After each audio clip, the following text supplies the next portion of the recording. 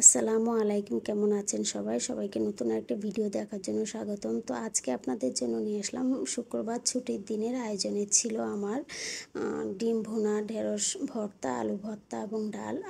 আর আজকে আপনাদের সঙ্গে আমি শেয়ার করব হচ্ছে ঢেঁড়স ভর্তার রেসিপি। আর এটা আমরা কম বেশি সবাই জানি, তবে আমি যেভাবে করেছিলাম সেটাই আজকে আপনাদের সঙ্গে উপস্থাপন করছি। তো একটা প্রথমে প্যানে আমি ঢেঁড়সটা ভালোভাবে ধুয়ে অল্প পরিমাণ পানি দিয়ে আমি ঢেঁড়সটাকে ভালোভাবে সিদ্ধ করে নিয়েছি। আর এখানে আমি রসুন আর পেঁয়াজটাকে ভেজে নিয়েছি। আর নিয়েছি 2 ধরনের মরিচ, শুকনো মরিচ আর কাঁচামরিচ, এটাকেও আমি ভালোভাবে টেলে নিলাম। আর দিয়ে দিলাম লবণ, দিয়ে নিয়েছি ধনেপাতা কুচি। আমি এটাকে ভর্তা করে নিচ্ছি। যেহেতু পেঁয়াজ আর রসুনটাকেও টেলে নেওয়া হয়েছে, তার জন্য আমি ভর্তাটা একদম আলতোভাবে করব।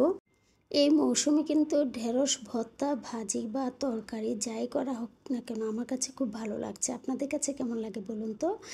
আমার কাছে তো ঢেঁড়স ভর্তাটা খুবই ভালো লাগে, যেটা আমি প্রায়ই করে থাকি এবং আমার বাসায় সবাই খুব পছন্দ করে।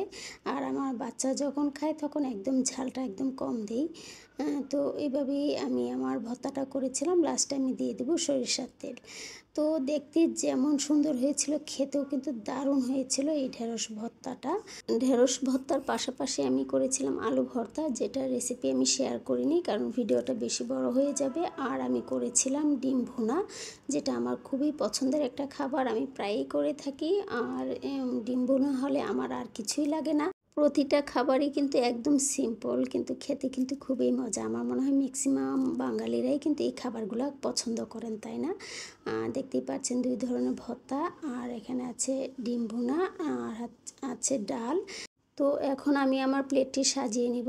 আমি নিয়েছি সাদা ভাত, আর এখন দিয়ে দিচ্ছি আলু ভর্তা, তারপরে দিব ঢেঁড়স ভর্তা, ডিম ভুনা, ডাল, কাঁচামরিচ, লেবু দিয়ে আমি আমার প্লেটটি সাজিয়ে নিব।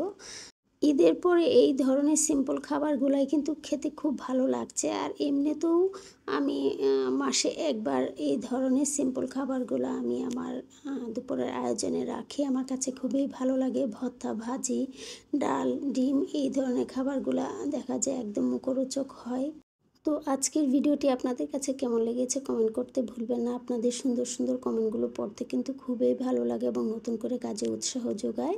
তো আজকে এই পর্যন্তই, দেখা হবে নতুন কোনো ভিডিওতে, নতুন কোনো রেসিপি নিয়ে। সেই পর্যন্ত সবাই ভালো থাকুন, সুস্থ থাকুন এবং নিরাপদে থাকুন, সেই প্রত্যাশা রেখেই বিদায় নিচ্ছি। আল্লাহ হাফেজ।